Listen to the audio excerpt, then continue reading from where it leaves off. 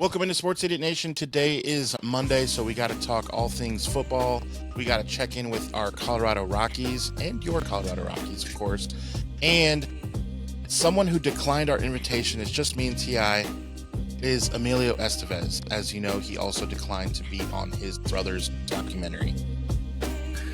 It's a good thing Miles isn't here because his Mighty Duck love. He would not be happy to hear that, Emilio. He would not be happy to hear that. So either way, it's still sports, comedy, pop culture, and everything in between. By idiots, for idiots. This is Sports Idiot Nation.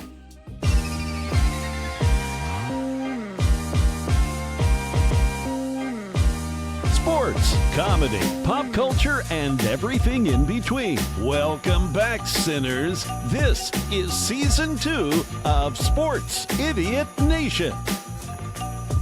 Welcome in. It is Monday, so it is time for your dosage of Sports Idiot Nation as we come to you every Monday, Wednesday, and Friday. Be sure to follow us wherever you get your social media. We are all over the place. T.I. is Mr. 34,000. Let me start by congratulating you. 34,000 followers on Titans Idiot Nation. Just yesterday, before kickoff. It's pretty amazing. It's still pretty cool. Still going a little crazy right now. Got a little viral stuff over the weekend hitting. So, well, being 0-2 will do that to you. I'm in a good mood as I celebrate an undefeated football team. We'll get into that later. We'll get into plenty of football stuff. I want to start. Are you in a good Jake Moody? A good Jake Moody? Yeah, definitely. Although, did you see he got dude signed missed the PAT? Well, did you see the Bears signed Jake Moody to their practice squad? Practice squad. Yeah, that's a joke. The Bears are a joke. We'll get into that. All right. Squad, here's where I want to. Here's where I want to start. So you are in Nashville, which is where the hometown hero comedian Nate Bargatze is from, and we have talked about, maybe not so much on this actual show, but in our group chat and whenever we hang out and talk online before and after the show, we have talked about Nate Bargatze hosting Saturday Night Live and the famous George Washington sketch that went viral twice. He's done it twice. They were both amazing, and he crushed it last night hosting the Emmys.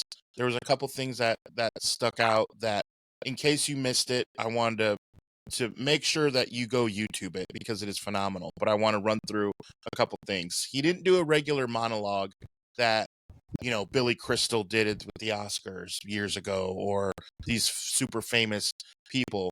He opened the show with being Philo Farnsworth, who, by the way, is from Fort Wayne, Indiana, 8 minutes from my house. Like, the house is labeled here in Fort Wayne. There's like a big plaque that says, "This is the house of Philo T. Farnsworth." Like, I know exactly where it is. I could walk there. So first of all, that's some interesting trivia. Pretty crazy. But he played Philo Farnsworth, and then the guys from Saturday Night Live, Mikey Day and whatever, the guys were there, just like in the skit. And he said, "I've done it. I've invented the TV." And so they're all asking, "Sir, tell us about how TV will go." And he said, "There'll be many shows." And there you go. It's just going, right? Just like the SNL skit. It's incredible. They're asking so what will the producers do? We see what the writers and the actors, what will the producers do? No one knows. It's all it's so great. And then he says and then we'll have streaming. And they're like, "Streaming? Why will we need streaming if we have television sets?" And he's like, "So more companies can lose money." It's just well written. It's just incredible. If you have not seen it, make sure after you watch our show, you check YouTube out. It is ridiculously funny. Did you happen to catch it or no? I did not. I missed it. Yeah, usually if doesn't have a talking animated animal in it or a ball going back and forth, I usually miss it on the TV, and I catch some replays of it. But no, I like Nate. He's funny. I like him in dosage. I like him in dosage. I love his cleanness. I love the dryness, but I also love a lot of like over the top, in your face, risky comedians. And so, Yeah, he's not that. he's super clean, and it's great. And I think, like I said, he's You take your hilarious. kid. He's a Nashville legend, but he just gets like his stand-up specials get a little old after a while, because it's like, all right, well, it's like kind of 45 minutes of the same joke right now, so let's but with that being said, I do think he's hilarious, and I do like what he does, so I'll definitely check it out. And like you said, he's a Nashville legend. We think highly of him here. He's Right. says he's opening up a theme park here. It better be called Opryland, or we're going to make him leave Nashville. Well, I saw Opryland. There was like a 60 Minutes interview that I caught on an Instagram reel or Facebook reel, whatever it is, and he said that he doesn't have time as he gets older to go around to all these places in the nation, and he wants a place in Nashville, since that's where he's from, that people can come to and have their families. Speaking to his comedy is good for families.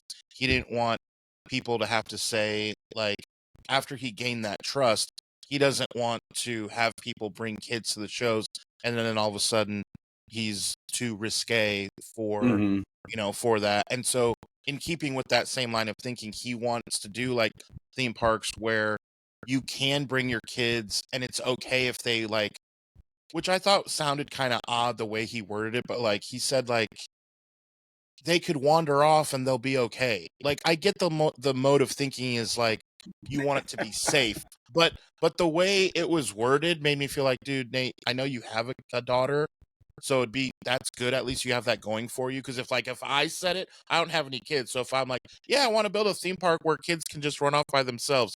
No, you can't be saying that. Nothing eases my mind as a parent of knowing that once my kid has wandered off somewhere and I don't know where they're at, that Nate told me they'll be safe. So, it really eases my mind as a parent. I'm just going to keep sipping my cocktail and hope he turns up somewhere. But especially in his comedy, where he says it's well documented, he doesn't do anything for his family. He doesn't, like, the movers will come to the house or someone's coming to fix the door, and he's like, oh, okay, like he has no clue what's going on. Well, you can't say that over and over in your comedy and then say things like, yeah, the kids will just wander off. Like, no, dude. Yeah, they're just riding the flume zone all by themselves. It's all good. Parents are all just, hanging out in the cocktail lounge. But no, I mean, like I said, clean comedy is there's a home for it. I mean, some people have done wonders for it. I mean, Jay Leno was a clean comic, and look how far he got. So, I mean, it's definitely a home for it, and I think Nate's great. And I'm interested in the theme park because I grew up in the Opryland era. I did see on Reddit where somebody was doing his character, and they said, we will build a theme park, and we will call it Opryland, and we will build it on top of a shopping mall, because that's basically what they did. Is Opryland. They bulldozed Opryland, and then they built Opry Mills Mall, which I call it Shopryland. That was always my thing. I was like, why would they? It was like the song. They paved paradise and put up a parking lot. Put up a parking lot. Yep. Yeah. And why would they do that? No one knows. That's the classic. So good. That opening monologue was just really, really good. Really, really funny. And so yeah, definitely check that out. The other thing that I'll say about the Emmys is that this was why I couldn't tell if it was serious, and they kept doing it. He kept talking about it. So in the last 2-3 years, they've really harped on this at these award shows with the acceptance speeches. So he said, I know there's a lot of talk about that, and here's what we're going to do. So I'm hosting the show. It's my job to tell you, keep your speeches to 45 seconds. And to help with that, I'm giving $100,000 to the Boys and Girls Club. And then the camera pans to there's like Colin Farrell, Harrison Ford, you name them, they're in the crowd. Ben Stiller, and they're like Seth Rogen. They're like, okay, he's just telling us he donated $100,000 to the Boys and Girls Club. Like, okay, bragger. I guess we have to clap for that. It's like really awkward. And then he says, now, for every second that you go over 45 seconds, $1,000 will be taken away from the $100,000. Like, what? He's serious. And then he says, for every second that you go under 45 seconds, $1,000 will be donated. So the first hour of the show, he's like checking in with how much it gets down to 80,000, and he's making jokes about it, like, well, that's good for me because I only owe 80 now. And like one lady took like 13 extra seconds, so 13 grand came off. Like, dude, that is I have never seen anything like that on an award show. And that the Oscars, greedy Emmys. lady, that greedy lady took 13 extra seconds. She was probably like, she probably won like best supporting actress in a supporting role of a 3-episode miniseries that to airs never on be heard, Tuesdays. never to be heard from again. And she's up there trying to get 15 more seconds than Harrison Ford. Dude, Get out of here! Get out of here! I just could not. Was Will Smith invited? Was Will Smith invited? He was probably not invited. He's Will Smith, man. Well, it's not the Oscars. It wasn't the Oscars. I mean, I know, but I mean, he's been probably relegated to television now because I mean, he's been kind of blackballed in Hollywood and on the film side now. It's weird, man. He's got all this weird AI stuff going on with these fake like concerts and things. Like he's got all this I can't figure it out. Controversy now where like he's showing him doing all these shows, but people are showing that now he's got a bunch of AI in the crowd. They're like, yeah, what is going on? I don't know what is I don't know what is happening. Fresh Prince of Bel-Air is like a downward spiral. We'll have to dive a little deeper in another episode about that. Check in with Will Smith. Yeah. That'd be good. Reminder, that would maybe be a Wednesday reach episode. Reach out to Chris Rock. See if Chris Rock wants to join us. Chris Rock, Will Smith. That'd be nice. Good so episode. we did reach out to Emilio Estevez because I wanted to surprise Miles for the next time that he joins us, and I did not hear back at all. I don't know if I even have the right Emilio. Emilio, on Instagram, I'm not quite sure. But yeah, we joke and say that because Emilio did not even want to participate in his own brother's. Charlie Sheen has been sober for 8 years. You would think his father and most famous brother, because he has another brother who was on the doc.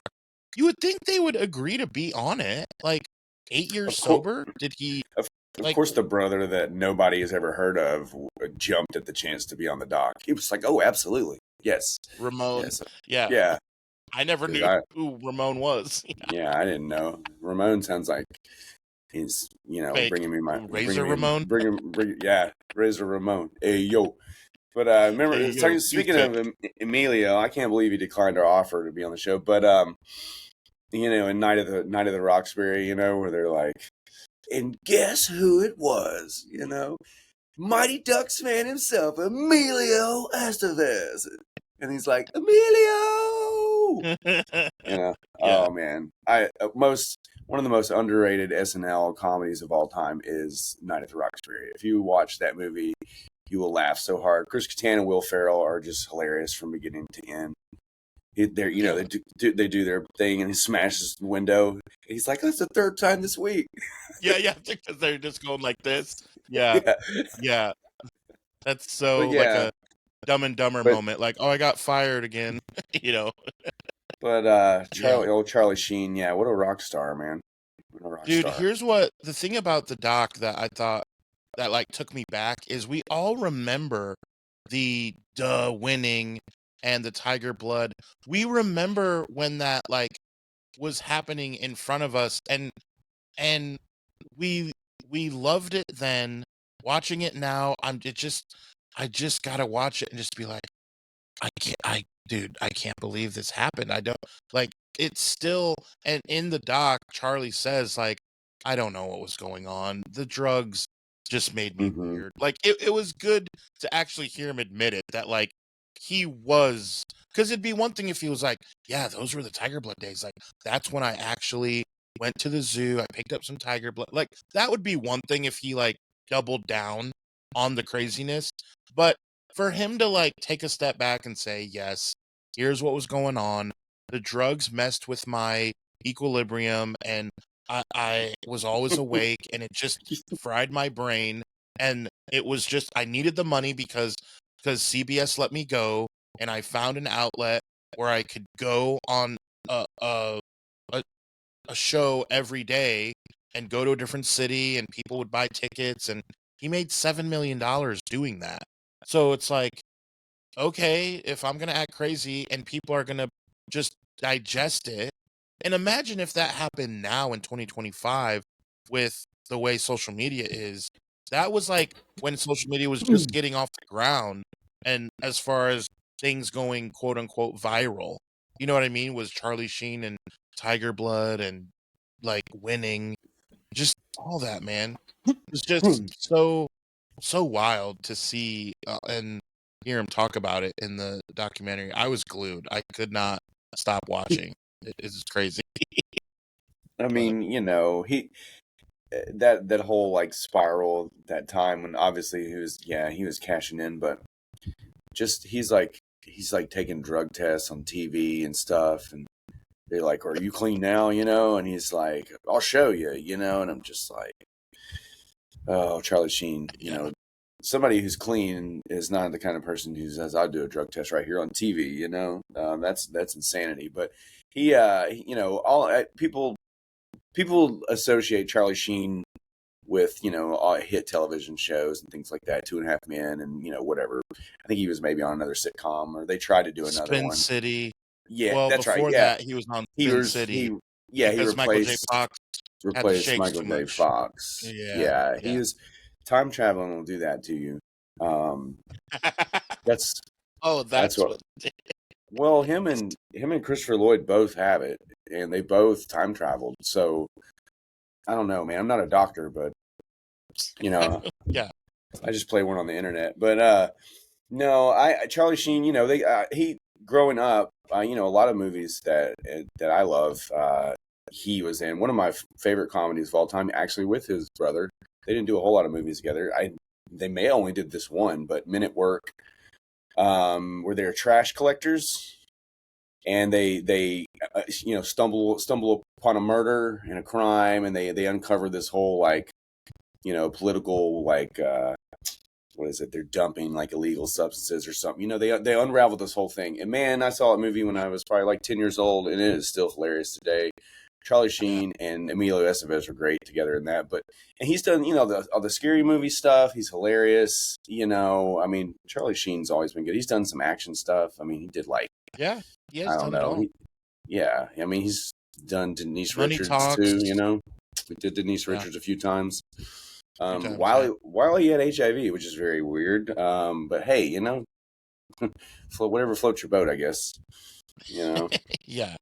Just to Not make really my two boat. million up to $2 million per episode. Like that is, I still can't fathom that him and his agent were able to get that out of CBS. But and when CBS knew he had the drug problem, but they just knew that show was making them so much money that they were able to afford to pay him that. And you feel bad for the co-stars who are not making anywhere, not even a third of that per episode. And it's just Yeah, like, well, but we need Charlie. he did like, I think he did Scary Movie 3 and 4. I think I know because one of them was kind of like The Is there Signs. 4? I didn't even know. Oh, there's like 6 of them. They kept them going because the Wayans brothers did first couple, and then the Zucker brothers, they did like Airplane, Naked Guns, like their Oh yeah, crew took them over. So you had like 3 kind of like ridiculous ones, and then you had 3 more of like slapstick style.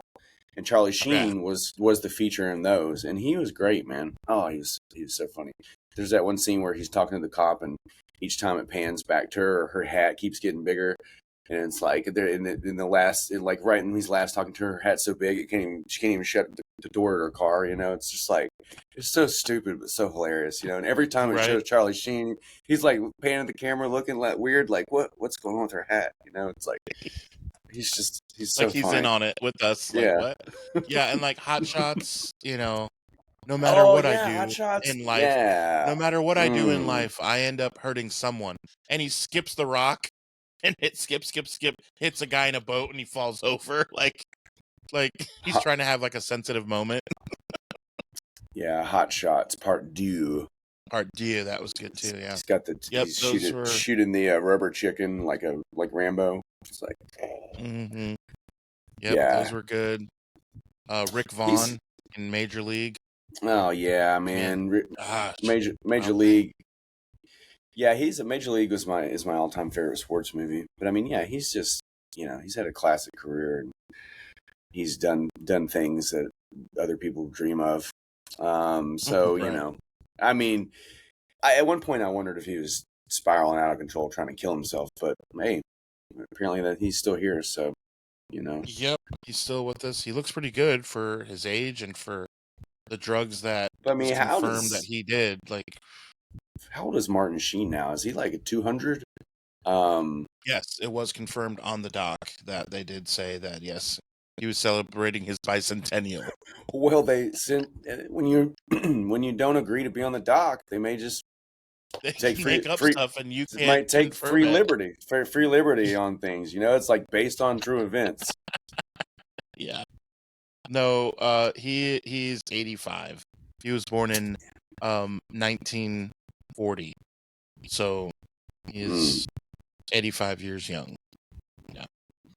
But the 2.5 Men stuff. I mean, I think there's two kind of people in the world. Well, I say that I jokingly say there's two kind of people. There's people that think that there's only two kind of people in the world, and there's the rest of us. But when it comes to television, I think there's just people that are geared for the run-of-your-mill sitcoms, the Big Bang Theories, the 2.5 Men, the whatever. And then there's just other people that, like more of the HBO stuff or more of like The Office or Arrested Development or whatever your flavor is, Yeah.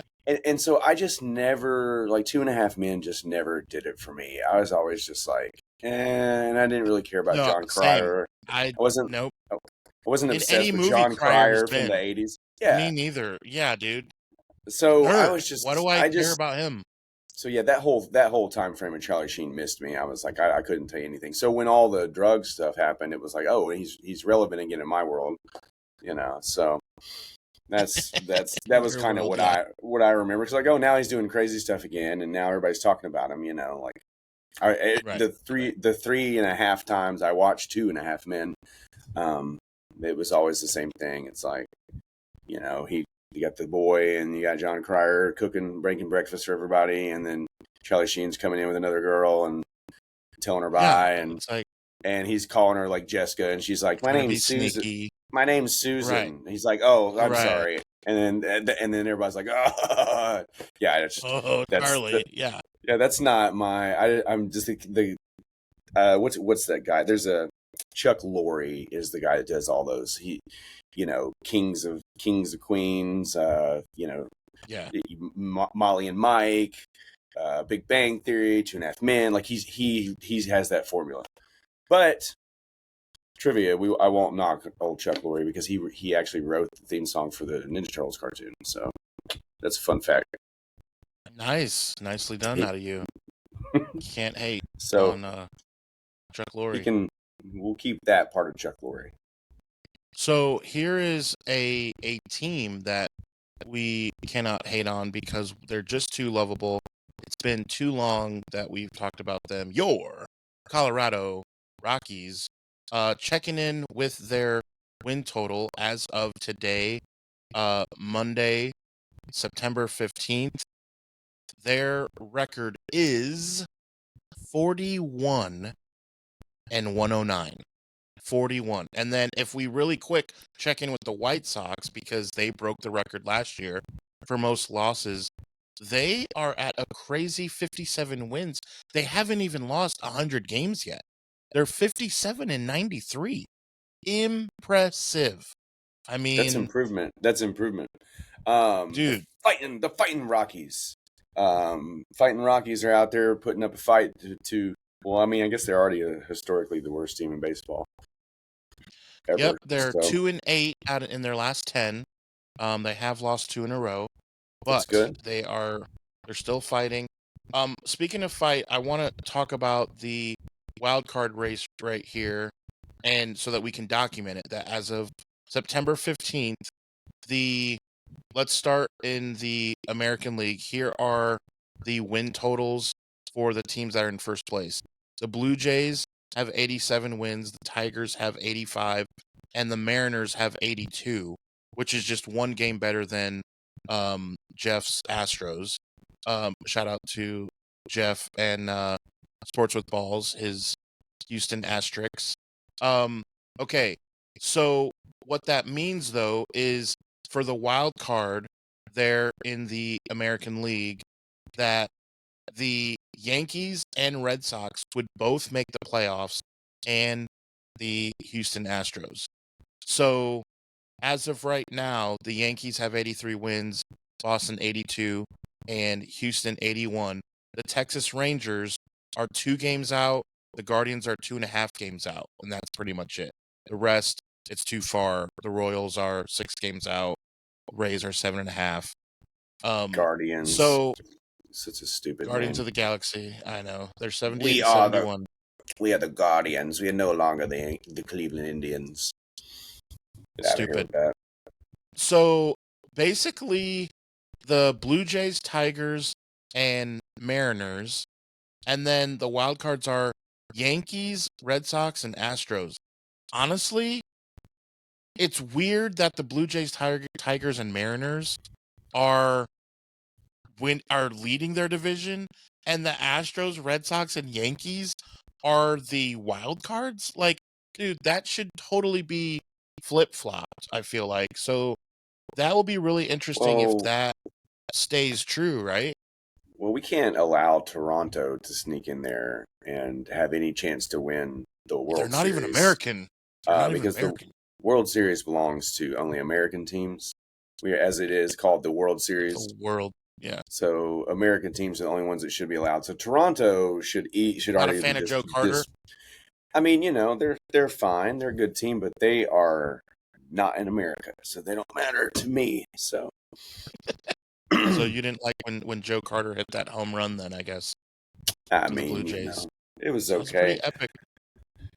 It was okay. They make commercials and talk about it still, so So we'll see what happens in the American League, but in the National League, it's very fun for me because I get to talk about the Giants, which for 3 months they didn't matter. I'm sorry. I mean, I'm sorry, Adam. My Wi-Fi, I think, is cutting out. I don't know. Yeah, you can't. really All of a hear. sudden, you can't hear me. What are we talking about? The New York Giants and the Dallas Cowboys. Hey, your Cardinals are only 2 games back from the Giants, just saying.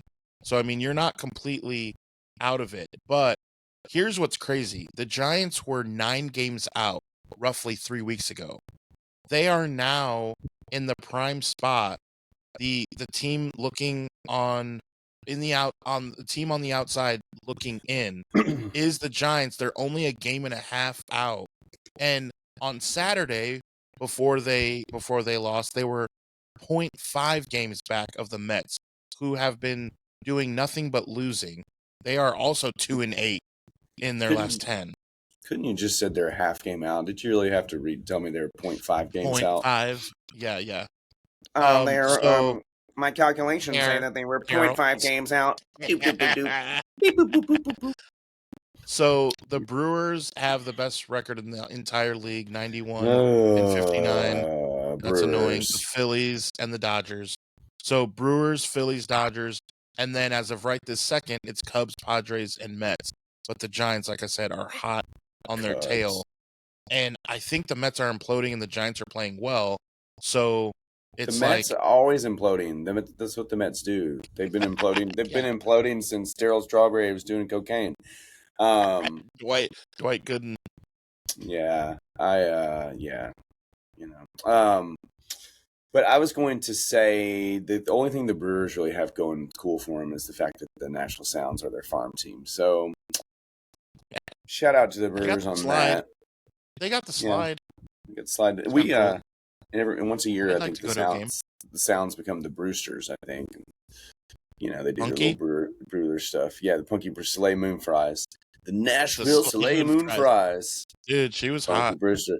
Punky Brewster. Remember that episode where that kid, they were playing hide and seek, and that kid locked himself in the abandoned refrigerator? It's just out.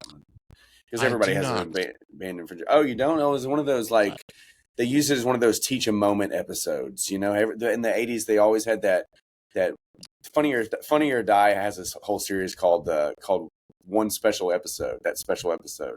And it's like, there was always like a one episode they used to teach some kind of lesson about don't trust strangers or whatever. And that was one of them, was like, don't get inside a refrigerator. Because that was, because kids were so stupid in the 80s because they didn't have the internet. So they just did stuff like, oh, I'm going to hide in the refrigerator. Oh, I can't get out. I suffocated and died, you know. I wasn't one for learning in the 80s. I just kind of did my own thing. That's so probably how all you kiddos out there, do not get inside a refrigerator, especially one that's abandoned out in the middle of someone's yard, because you probably don't need to be hanging out at that person's house, because probably cooking up meth in the basement if they've got refrigerators in their front yard. Yeah, watch out for Charlie Sheen. Cooking up the drugs. Yeah. Winning. Duh. Yeah. I win. Excuse me. But Charlie Sheen, it's been reported that you if you paid prostitutes for sex, no, I don't pay them for sex. I just pay them to leave. Yeah, I love how he said that in the doc, but he did say he stole it from not Dean Martin, not Cary Grant. I can't remember who the big name star was before him that he stole it from. He mentioned that, but I can't remember who it was. But yeah, just that line in general is just always going to be funny.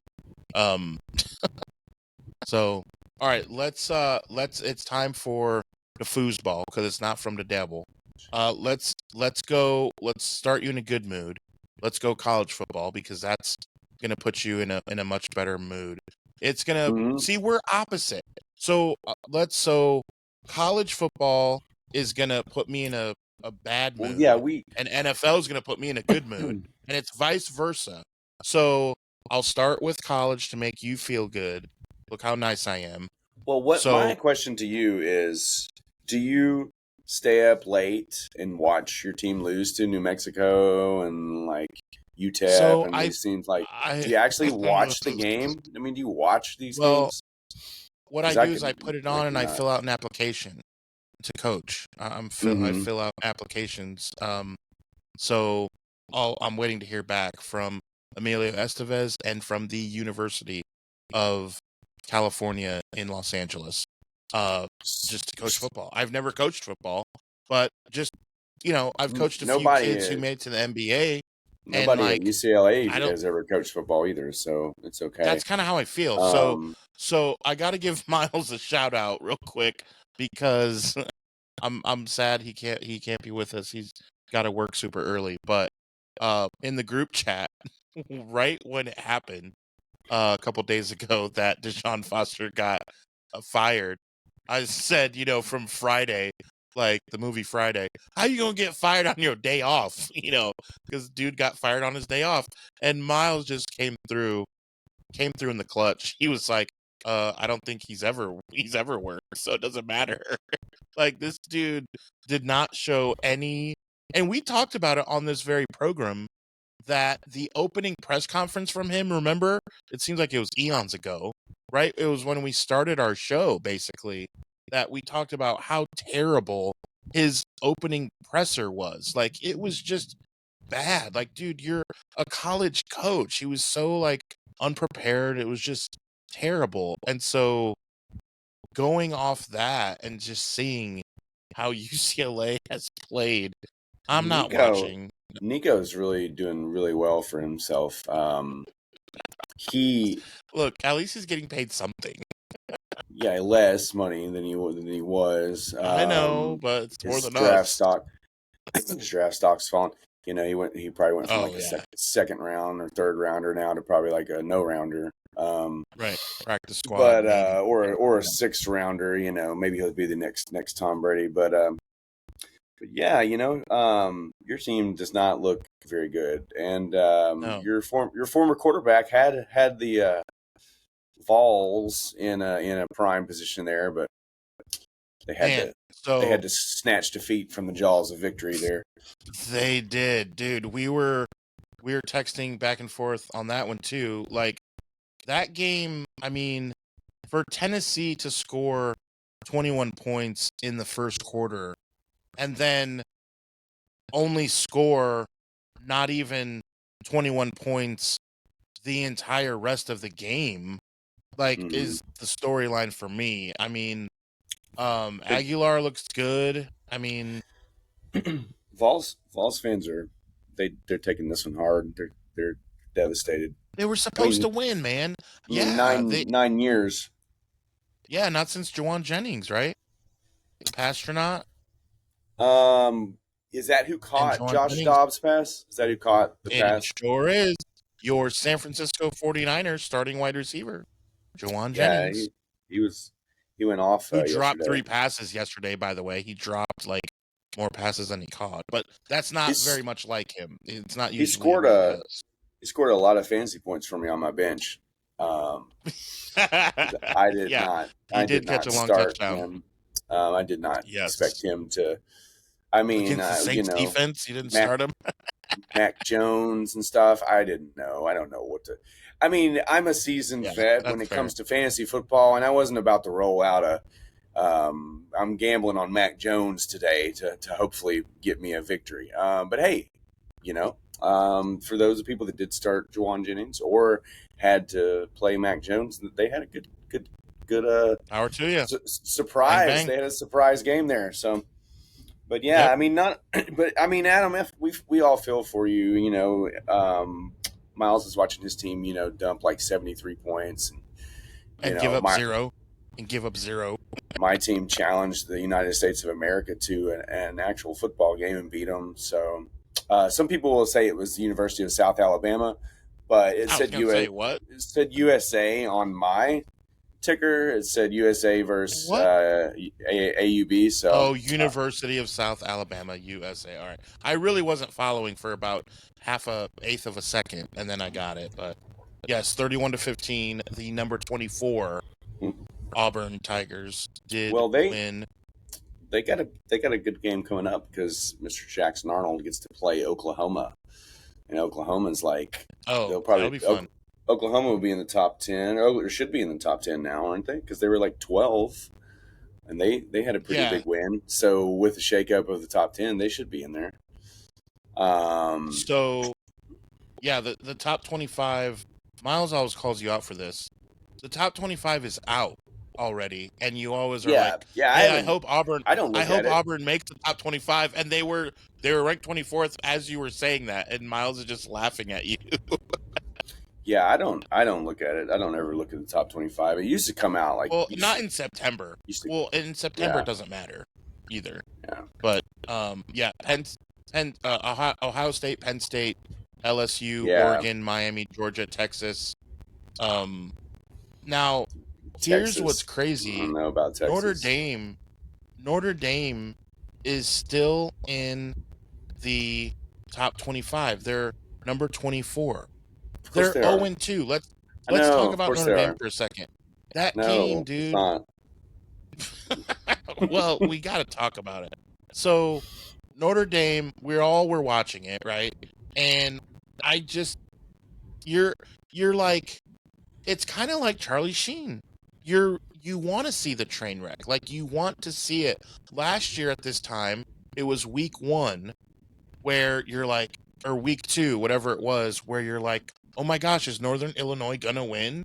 And you're just thinking like, well, okay, at some point, Notre Dame in the fourth quarter, they're going to get a drive put together here, and they're going to end up winning. It's going to be annoying because they're going to string us along like they're going to lose.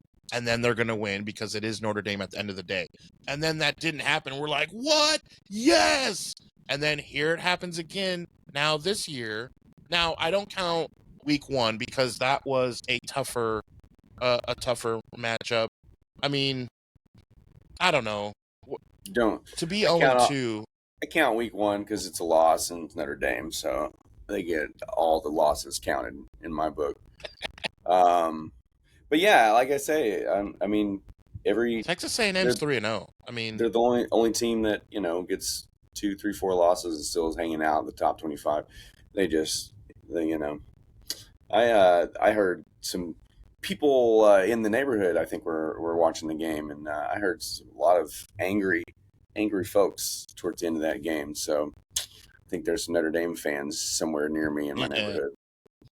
Yeah, which of course there is, because they're all over Nashville. Nashville loves Notre Dame. I do not understand the love affair with Nashvillians and Notre Dame. I growing up, knew so many Notre Dame fans. See them all the time. You should be Vanderbilt, right? Really, if we're like honest. I mean, hey, speaking of, man, Vanderbilt looks good. Dude, that coach and that quarterback are feisty. Like, seriously. They are super feisty. Yeah, Diego said the only reason he was coming back is to win a national championship, and and I laughed. But they right now, like, they're our favorites against LSU this week, which is like okay. And I mean, I know that Vanderbilt is not going to win a national championship, but the way the playoff structure and all that's now, I mean, all they have to do is have a decent season, and they can probably sneak in there. So, I mean, we'll see. I mean, they're putting up numbers, but once again, how good is South Carolina? We don't know. Maybe South Carolina is just terrible. I mean, Vanderbilt's good, but I don't know. We'll have to wait and see. Let's talk about the other team that blew it. Is Clemson is 1-2, and they're Dabo. like Dunzo, right? Dabo is Dunzo. Dunzo Dabo. Dabo Dunzo. Yep. Georgia Tech is undefeated. Yeah, beat them with a 55-yard field goal. It's been some long field goals, man. You got the dude for Cowboys kicking 64-yarder. You got colleges kicking 55-yarder. 55-yarder to win a game against an opponent like that in college is a big deal. I mean, we see these guys get out there at these 30-yard chip shots and just boot them halfway in the stands, So I was impressed that kicker pulled that off under the pressure. And maybe that's just it. Maybe there wasn't any pressure because he's like, hey, we're Georgia Tech, they're Clemson. So maybe that takes the pressure off at that point. You're like, hey, if we miss it, we're expected to lose. And, But they would have went to overtime, though, right? Because they were tied. I just saw that they won. But, I mean, it wasn't like a 2-point win or something. Like, they were tied at that moment. Right. Yeah, okay. So they would have went to overtime if he missed. Okay, yeah. So they still would have had a shot. But wasn't Georgia Tech that last year? Didn't they have like a 6 overtime game or something with somebody? Georgia Tech was that last year? I think so. Yeah. So they're playing team stuff. There was one of those. Yeah. It was Georgia. They're undefeated. Georgia. I think it was Georgia Tech. Georgia Tech. I think so. Might have been. I think it was that game. I've slept quite a bit since then, but there's a chance. Auburn did move up 2 spots, so that's fine. Good for you. It's fine. Once they handle their business against Oklahoma, people will be like, okay. Why is Michigan ahead of Auburn? I don't understand how that works. Michigan is 21, Auburn 22. I don't It's fine. Know how that. It's fine. Again, it's September. It's September. Call the Michigan AD and see if they want to hop on our show with Emilio Estevez and talk it through. Yeah, we would just design the show and present a new podcast, and it would just be the Emilio NCAA. Like, it wouldn't be Sports City Nation at that point. I feel like that's its own wave, own genre of I'll take things that will never happen for $400, Alex.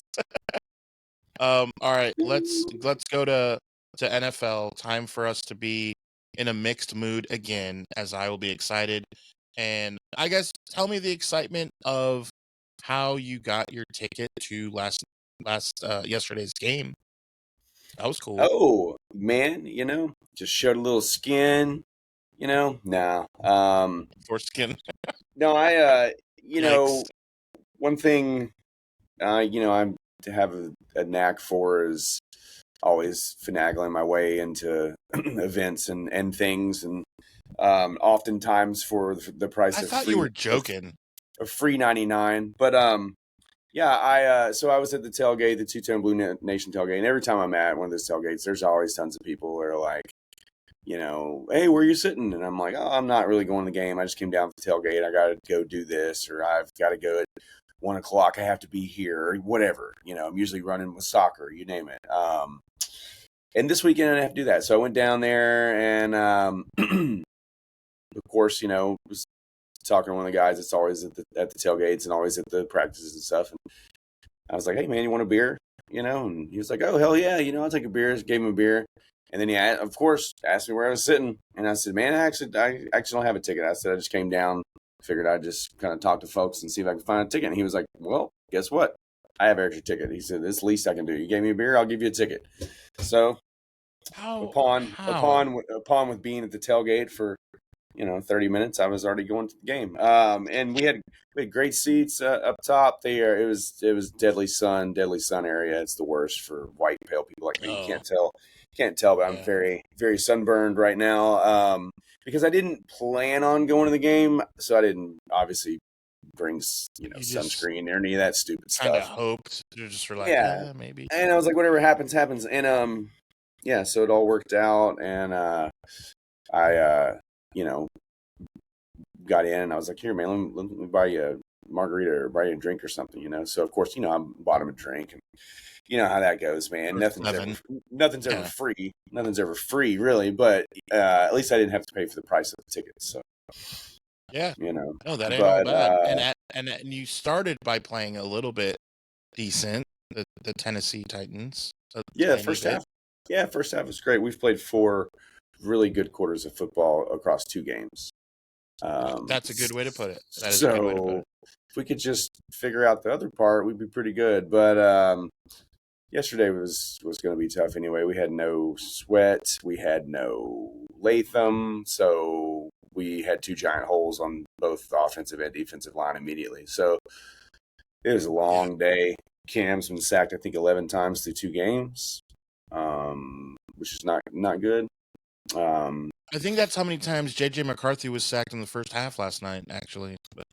No, that's how many field goals that were made between both teams in that game. Right. That we are not talking about that. They were game. Like the Falcons were like, we're gonna get rid of Young Ho Koo or whatever, Yeah. And we're gonna bring in this new guy and see how he does. And by the way, we are only gonna kick tonight. We're not gonna try to score any touchdowns. We're just gonna make sure that we're gonna see how good you are. But and I had TJ Hawkinson. If he blows it for me, let's go through fantasy real quick. Let's go through our teams. I know a lot of us do more than one team. Let's talk about the team that we care about the most. I want to ask you first. I may even text Alex. Shout out to Alex Marino. Follow him. Him and the 420 crew. All things fantasy football. I have there. It's tonight.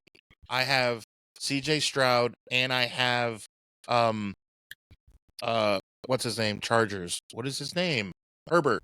So they both play Monday Night Football is doing their thing where they do every once in a while. They have 2 games. So the first game CJ Stroud plays, and then the second game Herbert plays. So I still have time. I still have time to change my starter. As of right now, it's Justin Herbert. Yeah, it has to be Justin Herbert. It has to be Justin Herbert. Right, just keep Herbert in there. I mean, I haven't seen CJ Stroud do anything since his rookie year. Last year, it was slumping, and he's already slumping. So, we'll see. I mean, Justin Herbert looks really good, man. I'd be starting him. Like I said, against Kansas City. I have him. I have him in one of my leagues, but he's my backup. So, I can't start him Yeah. over Lamar. Can't start him over Lamar. How did Lamar do for you? He He threw a couple of touchdowns, right? They played the Browns. I didn't pay a whole They lot of played attention Joe to it while I was at the game, but he got I think about 23 points for me. So I which have is about average for him. I mean, anywhere from like 25 to 30 is where he typically lands. the problem is I have T.J. Hawkinson, and the entire Minnesota Vikings screwed the pooch. Yeah, he got 1.7 points, and on the bench, I got to start looking at him. Ferguson from Dallas had 12 points. Well, but he didn't do anything last week. But yeah, you're right. Ferguson is good. I have him as well. I have an issue right now because I actually have a team with 3 tight ends because I'm trying to give them all auditions. And it's actually Jake Ferguson, T.J. Hawkinson, and I picked up what's his face from the Saints, Juwan Johnson. Juwan Johnson, who had 3 drops, but he did catch a touchdown. Well, I mean, he's had 2. He started off the season with 2 big games, which leads me to believe that he is Spencer Rattler's go-to. He had 13.4 points. I'm going against him, and he was on the bench. Yeah, most young quarterbacks, it's a tight end as their safety valve, and I've seen that now in 2 weeks. I actually spent $10 of my fab bucks to get him off waivers last week, just because I had a feeling. I was like, all right, that was a good showing for week 1 for him. I'm gonna see if he does it again, because in that league, I have him in 2 leagues. I've picked him up in 2 leagues, and in that league, I have David Njoku. Oh yeah, Njoku. David Njoku. But yeah, I have him, and he's hit or miss because of he's hit or miss because of old Joe Flacco. Is he elite? Dude. We don't know. But what about Kyle Pitts? I have Kyle Pitts available in my league. Kyle Pitts is literally out there. It's a 10-man team, a 10-man league, and he's available. I've seen that meme. I saw it most recently floating around. It was well done. Some people know how to put it together. Other people don't. Some people don't get the joke of it, but it was those guys that wait till late rounds to draft tight ends. And it's the meme from the kids musical where they're all singing "Turn Around" every now and then, and it keeps going to a different one, and it gets to the end where the kids actually the one kid can sing, and of course it's like Kyle Pitts, because it's like every year if you wait, you're going to wind up with Kyle Pitts. You're going to wind up with Kyle Pitts. He's always so weird. It's so weird how the Falcons drafted him when they did. Like, he was like 3rd or 4th overall in the entire draft. You're like, what? Yeah, Arthur Smith, that's when he was there, and he really knew how to use tight ends when he was our OC, and I don't know what happened there with him in Atlanta. He did not use Bijan Robinson. He did not use Kyle Pitts, and I'm like, here in Nashville, you used Jonnu Smith, you had Derrick Henry, like you had all the same kind of weapons. I mean, Derrick Henry and Bijan Robinson are the same style of running back. You know, Derrick Henry's obviously more powerful, but still, I mean, that you utilize them the same way. Kyle Pitts and, whatever his name is now, he's up in Pittsburgh, Jonnu Smith. I mean, he turned Jonnu Smith into a Pro Bowler, almost 1,000-yard receiver. So yeah, that's crazy. I mean, so I don't know what happened there with Kyle Pitts in Atlanta. So I have a 54% chance of winning. Winning. I have 86 points right now, going up against 66 points. Here's who he has going still. Who's questionable?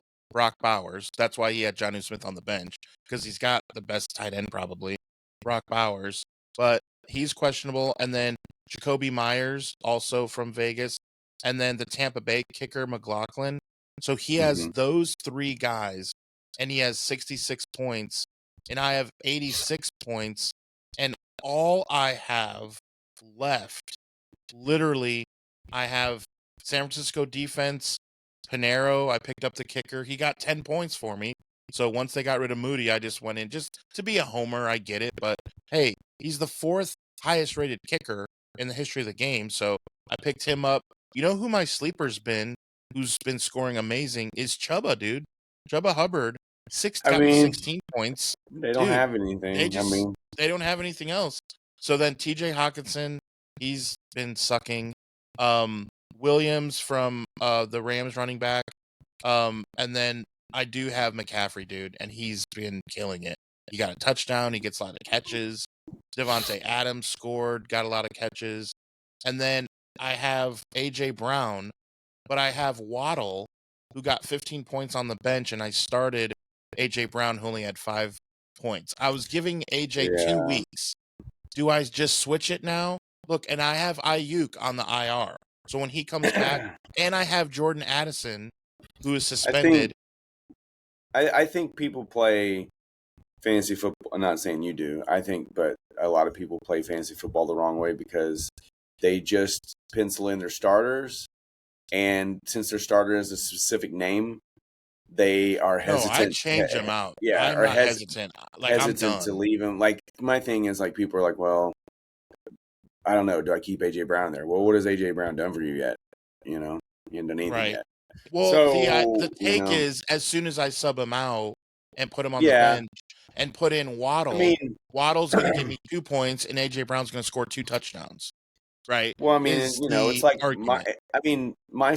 not like my situation. And once again, shout out to Sports City Nation for nailing something else. But you can go back and watch our reel from a couple weeks ago with Alex, where I was talking about the Bears, and I was talking about DJ God, they're Moore. a train wreck. I was talking about DJ Moore versus Rome Odunze, and I was like, I think that this is no longer DJ Moore's team. I think it's Rome Odunze's team. I think he's gelling with him.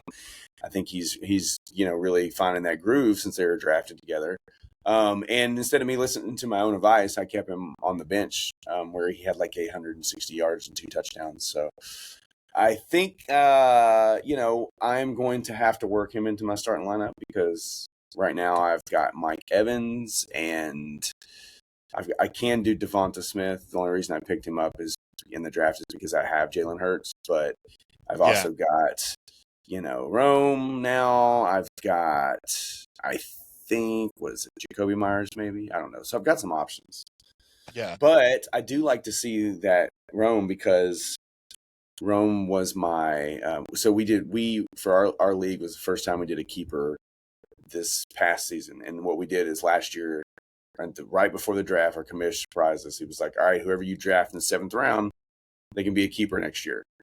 And I was like, oh, I'm going to draft one of these rookies. And Rome happened to stumble upon. And so I got him as a 7th round sleeper this year. So if he can be a penciled in starter at a 7th round sleeper, and I get big production from that, I'll be feeling good about that. So I'm hoping that that's a big corner turn there because I think he's already got like 3 touchdowns on the year through 2 games, and he had like 2 touchdowns in preseason too. So, he's finding it. That was a wide receiver I was hoping the Titans would have drafted. They obviously didn't have the chance to get him, but I like him. Yeah. So I want to go through rapid fire. I'm going to name you the teams that won in the NFL, and then I want to talk through which team stuck out to you based on the storylines and everything. So here we go. The Niners won on the road against the Saints. Of course, the Rams beat you at home. The Seahawks beat the Steelers in Pittsburgh. The Bills beat the Jets by a lot in New York. The Lions are still scoring on the Chicago Bears. The Cowboy game, that field goal in the end of overtime with no time on the clock. The Ravens beat up the Browns. The Patriots beat the Dolphins at home in the I Don't Care Bowl. The Bengals, Joe Burrow's probably out for a while. The Bengals beat Jacksonville. The Cardinals beat the Panthers. The Colts by 1 point. Last second field goal, won by 1 point. The Eagles beat the Chiefs in Kansas City 2017. And of course, we know last night, the Snooze Bowl, after finally getting a touchdown, the Falcons won big in Minnesota. But Minnesota What jumped gave out him. to you? But Minnesota gave him the touchdown. They were just like, "Yeah, we just need you to run in here. We're going to just open up the lane here and let you just dive right in, so we can try to get the ball back." So But what stood out? which What team stood jumped out out? to me the most? Yeah. There's two.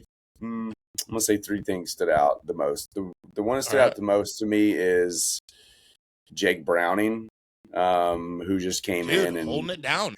Jumped over the got line and three with that touchdown. three touchdowns and a rushing touchdown, won the game. Jamar Chase had like Dude, 180 yards. Joe Burrow has been nothing but unspectacular for a while. So it's interesting to see how this plays out. I think that stood out. One, I think now the he did throw Eagles. 3 picks. He did throw 3 picks. Yeah, Oh, just so sure, you he's know. Jake Browning. Of course, he's going to throw picks. But But 241 yards. the Eagles stood out to me because the way it wasn't the fact they won, but it was the way that they Dude, pushed. I'm over their tush. They pushed his tush like 8 Well, times, not dude. that. What I was going to say is they just kind of pushed Kansas City around as well towards the end because they were just like, "Hey, Well, I don't yeah, know if the you, I don't tush know, push. I don't know if you Literally. know this, but we're going to just keep running the ball, and unless you stop it, you're not going to stop it." And they just, 3rd and 1, 4th and 1, like they're just, and it's just demoralizing to the Chiefs. And then, of course, Travis Kelce is spotted on camera saying, arguing with his teammates, "I'm sick of this shit." And then what does he do? They try to give him a touchdown so they can take the And lead. he gives And them the ball he instead. he Taylor Yeah, Swift's that's it. wild. Taylor Swift's it Dude, into the breadbasket, and if not for the shoestring tackle, that's a fumble 6 there. yeah. Yeah. It And was wild, man. so I think that stood out to me because I felt like, I think we've said it before, I think Philly, they don't necessarily have an identity. They just kind of like adapt to their opponent. And I think they were just like, "All right, Kansas City, you like to control the clock with us. We're just going to do the same thing. We're going to play your same style of football." Patrick Mahomes looks defeated.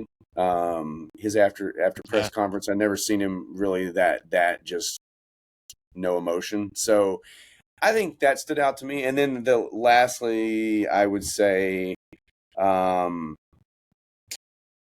Detroit, because last week after Green Bay, we were all like, "Oh, maybe Ben Johnson leaving could hurt this team. Maybe they're not that good." They dropped 52 points. And then, not Josh Allen, Who but has Jared Goff in fantasy? Jared Goff. Yeah, Jared Everyone's Goff had looking 5 around. touchdowns. Who has Jared Goff? Who has Jared Goff? Am I playing Jared Goff? Am I playing I Jared had, Goff? Like, I hope I'm not playing Jared Goff. I had him 2 years ago when he made that crazy run. Yeah. I picked him up off waivers because I was just watching him toss it around, putting up like 50 burgers. 334 yards passing and 5 touchdowns. Yeah, so I think that's what stood out to me the most, the way the Eagles kind of like manhandled the Chiefs, even though the score was low. I think Jake Browning stepping in, and I know it's Jacksonville, but still stepping in for Joe Burrow is always going to be tough shoes to fill. So, and then and your Niners, I mean, they should have won that game, yeah, but they don't have their weapons. They don't have a lot of players, so that could have been. They don't have anybody, dude. Yeah, it could have been a crapshoot. So I'm not going to say that game stood out to me, but it was. No, it didn't. They handled their business with less of their personnel. So I mean that at least stands out to some degree. Yeah. So one thing that's crazy that stands out to me is the only team, or sorry, not team, the only division that can really brag and say that they are the best is the NFC West. Every single team is 2-0 except for the Seahawks, who are 1-1, who had to, like, one of the teams in the division would be 1-1 because San Francisco and Seattle played each other. So the Rams are undefeated, the Cardinals are undefeated, the 49ers are undefeated, and Seattle lost by 1 score at the end by giving up that crazy touchdown to the tight end. Otherwise, they would be undefeated, and then the 49ers would be 1-1, in which the 49ers would have only lost by like 1 score because they didn't get that touchdown. So what's crazy, I did not have that on the bingo card for the NFC to have 7 wins already. They're 7-1. And again, the one loss was to themselves, where you have, the Buccaneers and Falcons. Well, they played a night, but there's only 2 wins in that division. There's 4 wins in the NFC North. There's 4 wins in the NFC East, and then in the AFC, the Bills and Patriots are the only team that's won, so they have 3 wins. The AFC North has 4 wins, and the AFC South, as you know, only the Jaguars and Colts have won. So there's 3 wins there. The Patriots are 0-2, so that's out. Well, when the Texans Broncos are lose 1-1. tonight, Yeah. they'll be joining. So that 7-1. 7-1 is wild for the NFC West because they are not the best division in football. Cute. They're just not. Like that's cute. not going to hold up. Yeah. They always are doing that, though. They're always pulling together these seasons with a bunch of scraps and pulling these, 3 teams might make the playoffs, like they did it a couple years ago where they all had good records. They all had winning records. They might have been the only, it was maybe 5-6 years ago, where all 4 of them had winning records. And they were like the only division that actually had winning records in all 4 teams. So, So yeah, man. And I guess another thing that kind of stood out is the bounce back of the Dolphins. Like we were saying, like we don't know how good the Patriots are. We'll kind of see what goes on there. We don't know really about the Colts versus the Broncos. Like we need to see the Colts replicate that against the Broncos. Like we got some answers for some questions. Maybe the Dolphins aren't as bad as we think. Maybe the Colts are just going to be a better team this year. We'll see. Yeah, I mean, Miami. Dolphins still lost, but they put up like 44 points, I think. No, they only put up 27. Oh, they did 33-27. You're thinking of the Colts game, I think, maybe. Because I was probably just looking at the stats coming across or something. At one point I thought it looked like the Dolphins had put up 44 points. Or that was Dallas, and that game, the Giants, they gianted the game. Like, they had it, and then Russell Wilson throws a pick at the end, force overtime, they miss a field goal. You just gift-wrapped the game for Dallas. It's like, Dallas should not have won that game. And then, how hardcore would we be going in on Dallas being 0-2 and losing at home to the Giants? Instead, they barely squeaked by, and now it's annoying. Like, the Cowboys are so frustrating. I saw this meme. It was like his dad talking to his daughter, and she's like, well, why is my name Daisy? And he's like, well, the day you were born, a daisy fell from the heavens and landed on your head. And then it's like his other daughter is like, well, why is my name Rose? The same thing happened to you, my dear. And then it's his son. His son's wearing a Cowboys hat, and he's like, this is our year. And the dad's saying, go away, Brick. Go away, Brick. Like, yeah, the day you were born, a brick hit you in the head, but he's like, got his little Cowboys hat on. He's like, this is our year, Good stuff. Good stuff. Cowboys fans they just get the memes nonstop. They have to be the most hated NFL team historically. I mean, they have to be. Just for being in the news, to make you think they're a good team, and then they go all that to go 9-8 or 8-8 when it was a 16-game season, or 7-9 or 9-7, and just not do much. Like, couldn't happen to a better fan base. Yeah. So tonight, obviously you're not giving the Texans a fighting chance, then, right? I take that. I mean, I'm just not I just was not impressed with them last year. I mean, of course. They're at home. Will they beat you? Will they beat y'all? Yeah, I mean, a lot of Pee Wee teams might have beat us last year. Okay, we were really bad, but the Texans have not impressed me. Like I said in my video last week, Jacksonville looked okay, Colts looked good, Texans looked like trash, like I expected, and because that's how they finished last season, looked like trash. CJ Stroud did nothing. I'm not saying that he's, again, it's like we said, there's tape.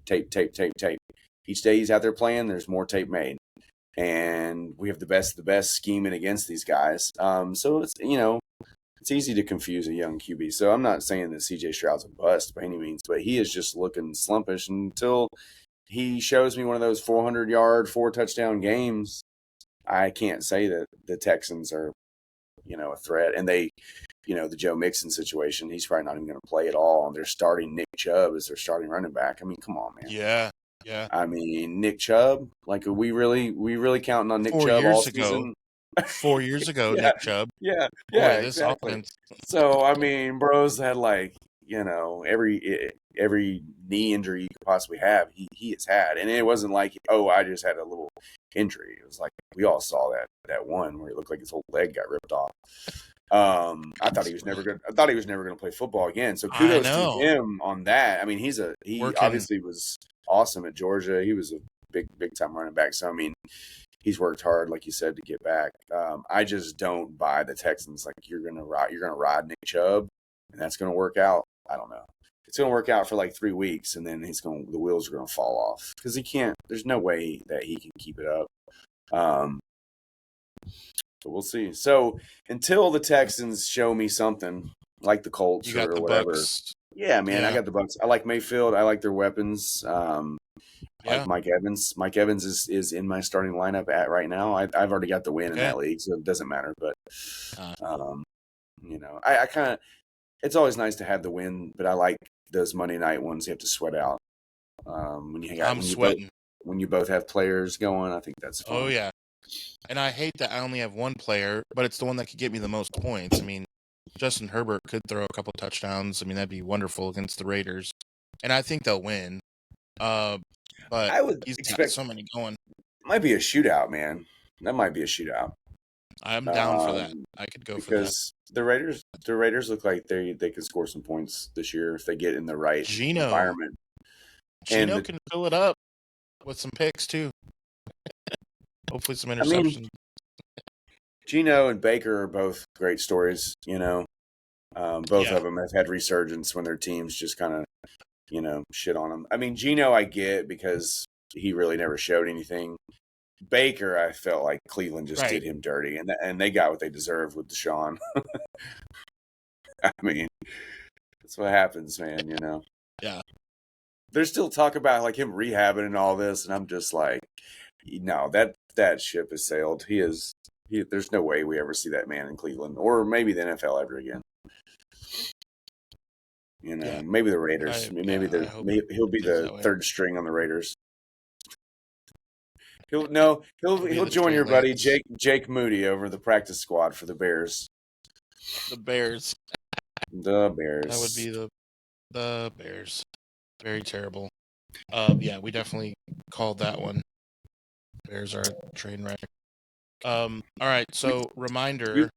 We've called a lot lately. We've called a lot. We did put Notre Dame on upset alert. If it wasn't for Josh Heupel's dumbass mistake, we would have had the UT upset. Miles has been nailing them. So, yeah, man. People, leave us. Give us a chance. Give us a chance, y'all. Listen to what we say, and we'll make you some money. Give peace a chance. All right. Reminder: new episodes of Sports Idiot Nation come to you every Monday, Wednesday, and Friday, which means we will see you Wednesday. Thank you for watching this episode of Sports Idiot Nation. Remember, we are on all social media and on YouTube, and the podcast can be found on Spotify and Apple Podcast. Remember, new episodes are every Monday, Wednesday, and Friday. And remember, because you watch Sports Idiot Nation, you would be the smartest idiot in the whole world.